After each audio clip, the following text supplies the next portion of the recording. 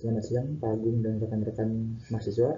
Saya Justin Prahasta, NIM 1581930 akan mempresentasikan hasil ujian tengah semester dari mata kuliah pengelolaan sumber daya air berkelanjutan. Perkenalkan kembali, nama saya Justin Prahasta, mahasiswa tingkat akhir program studi teknik dan pengelolaan sumber daya air. Moto diri saya yaitu Fortune favors the bold, artinya kemenangan hanya untuk yang pemberani. Nah, saya mau cerita, selama mendalami bidang keilmuan teknik dan pengelolaan sumber daya air, saya semakin menyadari bahwa banyak masalah keairan di Indonesia maupun di sekitar saya, entah masyarakat mengalami kekurangan air ataupun kebanjiran. Padahal menurut saya, masyarakat seharusnya dapat secara mandiri dan efektif memanfaatkan air di sekitarnya untuk memenuhi kebutuhan air dengan pengelolaan air yang berkelanjutan. Bagi saya, penyelesaian permasalahan air memerlukan kesadaran dan partisipasi masif dari seluruh masyarakat maupun stakeholders. Sebagai orang yang mempelajari bidang keilmuan teknik dan pengelolaan sumber daya air, saya antusias untuk mendapatkan kesempatan berdampak positif dan optimis dapat berkontribusi aktif terhadap penyelesaian permasalahan keairan di Indonesia. Saat ini, saya aktif dalam berbagai kegiatan di Himpunan Mahasiswa Jurusan Himpunan Mahasiswa Sumber Daya Air Institut Teknologi Bandung sebagai upaya meningkatkan kapasitas diri dalam aspek kepemimpinan, kolaborasi, komunikasi, dan problem solving. Dari semua itu, saya melihat diri saya sebagai orang yang mampu memimpin komunitas besar dalam gerakan penyelesaian masalah keairan beserta pengelolaannya secara komprehensif untuk mencapai Indonesia Emas tahun 2045. Seperti yang saya bilang tadi, saya seringkali menemui permasalahan-permasalahan keairan di lingkungan sekitar saya. Nah, salah satunya ini merupakan masalah kebanjiran di kota asal saya, yaitu Kota Tangerang. Nah, lokasinya berada di perumahan Celeduk Indah 1, Kota Tangerang. Dari ilustrasi ini bisa dilihat bahwa kebanjiran ini sangat berdampak bagi kehidupan masyarakat. Berdasarkan studi kasus permasalahan banjir di Celeduk Indah 1, saya menganalisis penyebab terjadinya banjir. Nah, yang pertama tuh banjir terjadi karena intensitas hujan yang tinggi di Tangerang dan adanya debit air kiriman di Kali Angke yang berhulu di Bogor sehingga menimbulkan luapan di bagian hilirnya yaitu Kota Tangerang. Kemudian faktor lainnya tata guna lahan di Kota Tangerang, terutama Ciledug yang didominasi oleh perumahan-perumahan warga, menyebabkan berkurangnya bahan bagi air untuk dapat diserap tanah. Hal tersebut menyebabkan semakin besar debit air limpasan di kawasan perumahan Ciledug. Selain itu, saya juga menganalisis akibat dari banjir. Yang pertama tuh, ketinggian banjir berada di angka 50-150 cm yang menenggelamkan ratusan rumah di sejumlah perumahan di kawasan Ciledug. Nah, tentu aja hal ini sangat merugikan masyarakat secara material. Kemudian ada banjir merusak fasilitas-fasilitas umum seperti jalan dan meninggalkan lumpur-lumpur yang terbawa air.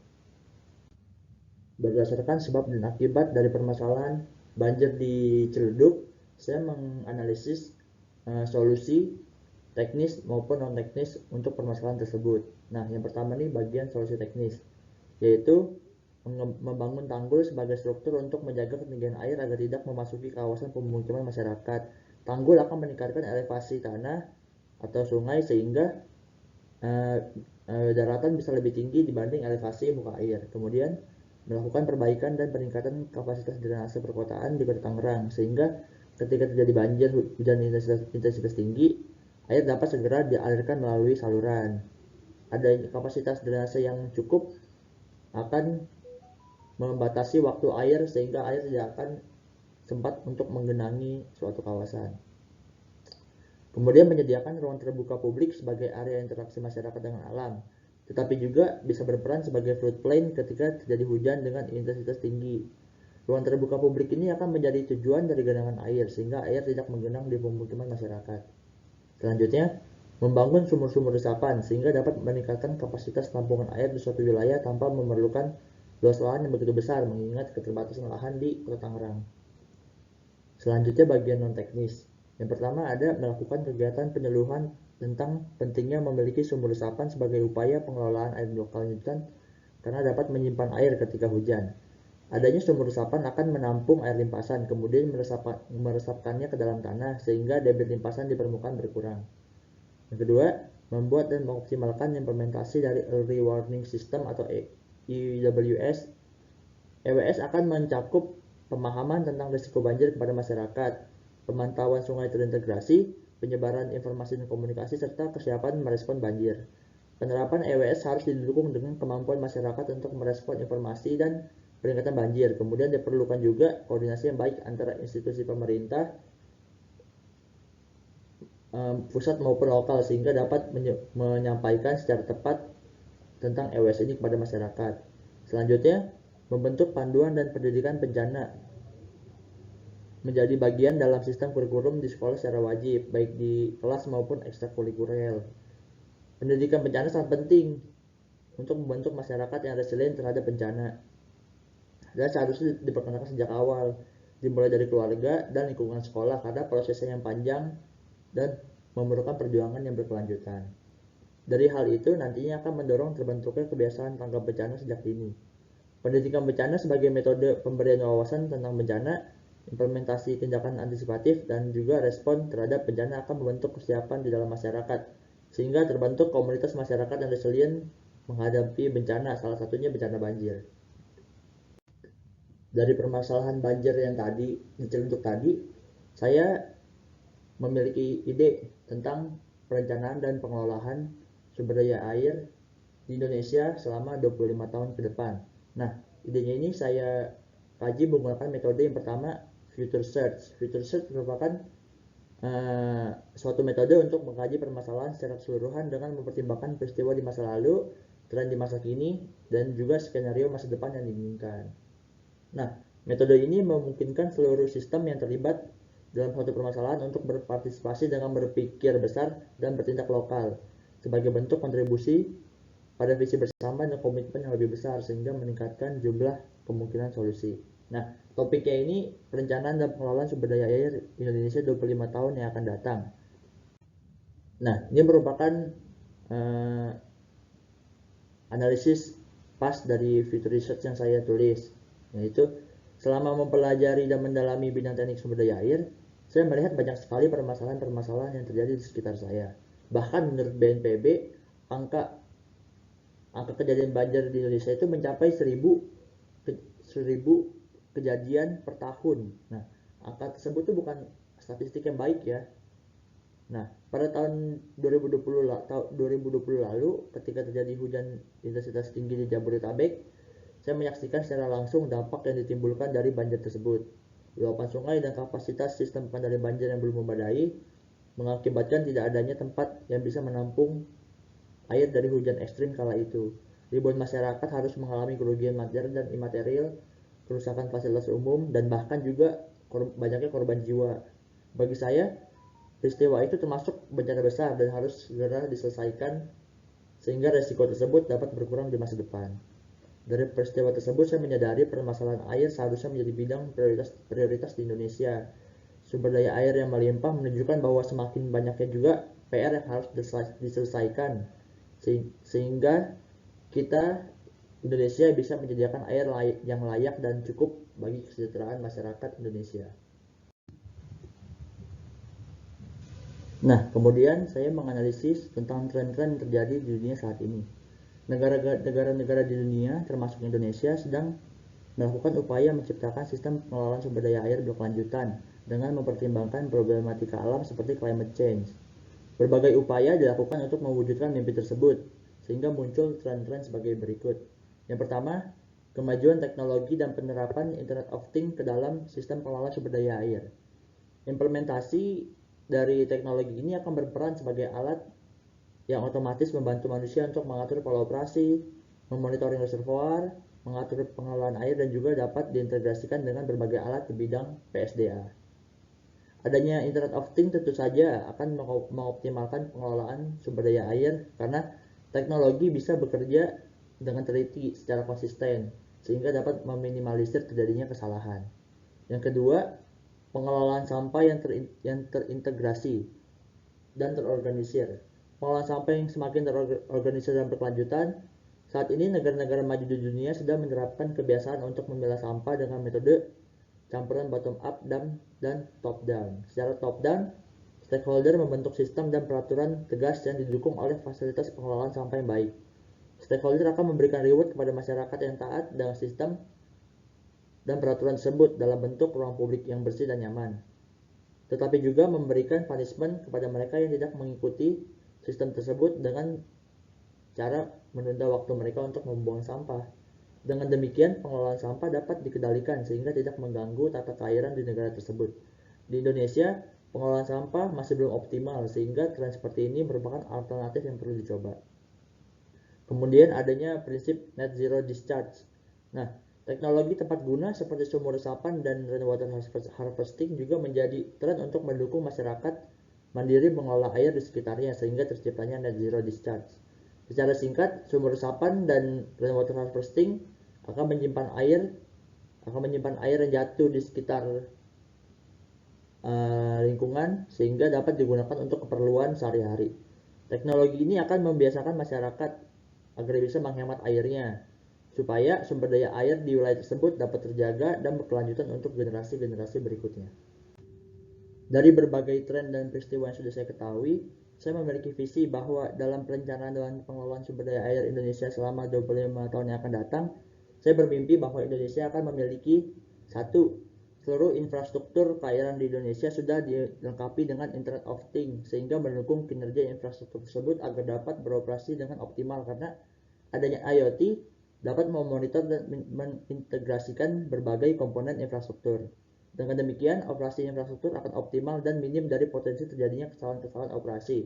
Sehingga fungsi infrastruktur dapat mencapai ekspektasi pengelolaan sumber daya Indonesia selama 25 tahun ke depan. Yang kedua adanya standar pengelolaan sampah terintegrasi di seluruh wilayah Indonesia dari tingkat nasional sampai RT RW. Harapan saya nantinya Indonesia memiliki panduan pengelolaan sampah yang bisa dipraktikkan oleh masyarakat sehingga masing-masing orang dapat mengelola sampahnya secara bertanggung jawab, disiplin, dan berkelanjutan. Hal tersebut merupakan ide saya setelah melihat sistem pengelolaan sampah di Jepang yang disiplin secara waktu pembuangan sampah, pemilihan sampah, dan kebiasaan membuang sampah pada tempatnya.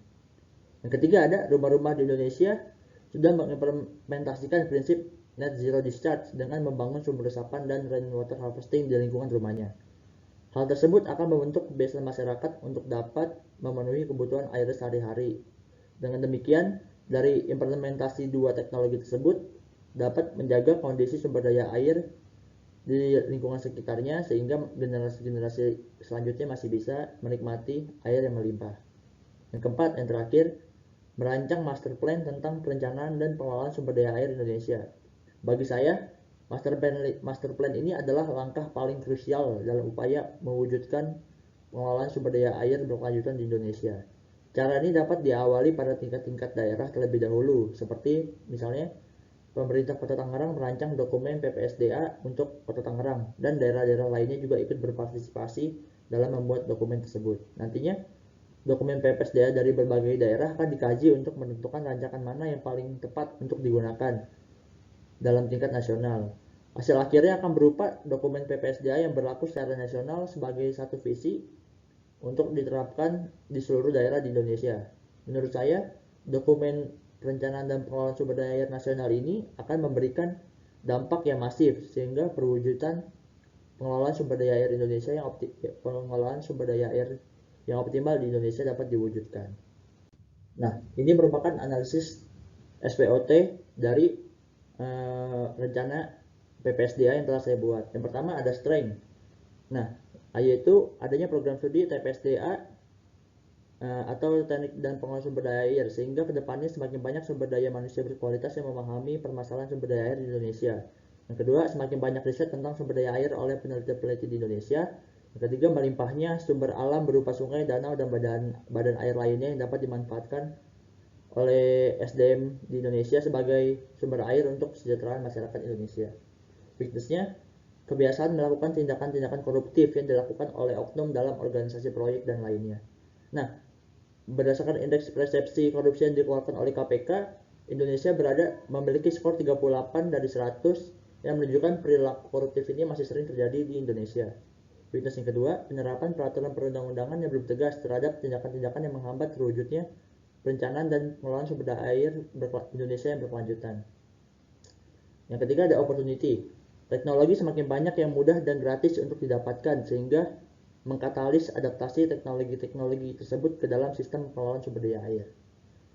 Yang kedua, banyaknya konferensi-konferensi internasional yang bisa menjadi wadah bagi masyarakat Indonesia agar bisa belajar tentang ide-ide terbaru mengenai sistem pengelolaan sumber daya air di negara-negara lain. Dan threat-nya yaitu tantangan climate change yang menuntut pengelolaan sumber daya air di Indonesia untuk bisa beradaptasi dengan krisis iklim. Berikut ini merupakan skala prioritas yang saya buat menggunakan metode AHP dengan hasil prioritas sebagai berikut. Yang menunjukkan merancang master plan tentang PPSD di Indonesia memiliki prioritas paling tinggi. Yang kedua, diikuti membentuk sistem pengelolaan sampah terintegrasi. Yang ketiga, pengimplementasian Internet of Things di struktur keairan. Dan yang terakhir, menerapkan sumber resapan dan RWH. Nah, seperti yang saya katakan sebelumnya, tindakan-tindakan koruptif masih sering terjadi di dalam lingkungan organisasi proyek. Oleh karena itu, kita harus melawan tindakan koruptif dengan sikap integritas yang teguh. Pengelolaan sumber daya air yang berkelanjutan tidak dapat dikerjakan hanya oleh satu orang dan satu malam. Proses ini akan memerlukan waktu yang panjang dan mengharuskan partisipasi aktif dari seluruh masyarakat dan stakeholder. Perjuangan ini masih jauh dari kata selesai, sehingga perlu keseriusan dan keterlibatan totalitas dalam perwujudannya. Masih banyak PR yang perlu diperbaiki di dalam PPSDA Indonesia, seperti perbaikan infrastruktur, penerapan teknologi, dan pembebasan lahan, konservasi, dan lainnya. Seharusnya di dalam proses ini tuh tidak ada lagi tempat bagi tindakan-tindakan koruptif yang mengambil keuntungan bagi kepentingan pribadi ataupun golongan. Tindakan koruptif hanya akan menghambat bahkan menghancurkan cita-cita bangsa Indonesia untuk dapat memiliki perencanaan dan pengelolaan sumber daya air yang dapat dirasakan manfaatnya sampai generasi-generasi selanjutnya. Kita juga perlu mengingat kondisi lingkungan sekitar seperti tantangan krisis iklim, sampah berserakan, dan juga polusi. Maka kemajuan perencanaan dan pengelolaan sumber daya air di Indonesia harus digertakkan segera. Oleh karena itu, rekan-rekan, kita sebagai engineer sumber daya air sudah menjadi seharusnya baik etika dan norma untuk dapat berperilaku secara tepat dan menjaga integritas kita dari kepentingan-kepentingan buruk yang mendekat. Sehingga mimpi besar pada perwujudan perencanaan dan pengelolaan sumber daya air di Indonesia 25 tahun ke depan dapat segera diwujudkan. Nah, berikut merupakan rencana praktik integritas pribadi saya. Dalam kehidupan sehari-hari dan karir profesional, saya akan memegang teguh prinsip integritas karena prinsip tersebut merupakan bentuk kehormatan diri saya selama hidup di dunia. Menurut saya, integritas bukanlah sifat dari lahir ataupun bakat, tetapi sikap yang dilatih melalui proses yang panjang dan juga penuh perjuangan. Oleh karena itu, untuk dapat berintegritas, saya membuat perencanaan praktik integritas sebagai berikut.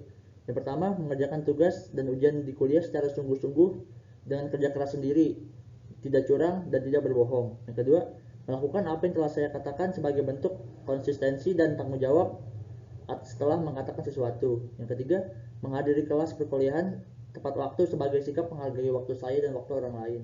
Yang keempat, bersemangat mengikuti pembelajaran di kelas dan menikmati segala perjuangannya untuk meningkatkan keteguhan integritas saya. Nah, berada di dalam industri teknik dan pengelolaan sumber daya air beserta problematika di dalamnya, saya memiliki ketertarikan dan berencana untuk menjadi konsultan individu sebagai wujud nyata saya untuk berkontribusi terhadap kemajuan teknik dan pengelolaan sumber daya air di Indonesia, terutama di bidang energi air. Selain itu, menjadi konsultan individu juga membuat saya memiliki kebebasan karena tidak adanya hierarki, serta saya dapat menjaga secara teguh prinsip-prinsip untuk selalu berintegritas dalam pekerjaan saya maupun kehidupan sehari-hari. Saya membagi rencana karir saya sebagai konsultan individu menjadi dua kategori, yaitu rencana masa pendek dan masa panjang. Rencana masa pendek dimulai dari periode selama menjadi mahasiswa dan awal karir konsultan individu. Pada rencana ini, saya memiliki tujuan untuk membangun networking bersama rekan-rekan di program studi teknik dan pengelolaan sumber daya air ITB. Mereka menjadi sumber pembelajaran awal bagi saya untuk belajar tentang komunitas, bidang sumber daya air, dan juga kepemimpinan. Kemudian, saya akan mulai untuk mengambil berbagai sertifikat kompetensi yang sering digunakan dalam bidang TPSDA seperti Hekras, ARCIS, SKA Ahli Muda, dan lainnya. Hal ini akan menjadi bukti konkret dan mendukung kredibilitas saya sebagai seorang engineer sumber daya air. Di tahap awal karir ini tentunya menjadi fase terbaik untuk saya melakukan praktik integritas, karena membentuk integritas memerlukan waktu dan usaha yang lebih, sehingga menurut saya fase ini adalah fase yang paling tepat. Rencana masa panjangnya dimulai ketika saya memasuki dunia profesional sampai 10 tahun ke depannya. Saya memiliki mimpi nantinya Indonesia memiliki sistem atau standar pengelolaan sumber daya air yang terintegrasi dan berkelanjutan. Pada saat itu, saya akan menjadi bagian dan memimpin suatu komunitas besar untuk membentuk sistem pengelolaan sumber daya air yang lebih optimal, tidak kekurangan ketika musim kemarau dan juga tidak kebanjiran ketika musim hujan. Nah, berikut merupakan potret-potret yang saya dapatkan ketika saya mengunjungi tempat-tempat tentang sumber daya yang ada permasalahan sumber daya airnya ataupun fasilitas sumber daya air. Yang pertama ada situ 1 dan situ 2 di kampus Jatinangor ITB dan juga Pasir Gede Bage. Bisa dilihat di situ 1 situ 2 banyak sekali ada permasalahan berupa kebersihan rumput-rumputan, dan juga di Pasir Gede Bage ada permasalahan drainase dan juga permasalahan drainase, banjir, dan juga pengelolaan sampah. Sekian presentasi dari saya. Terima kasih.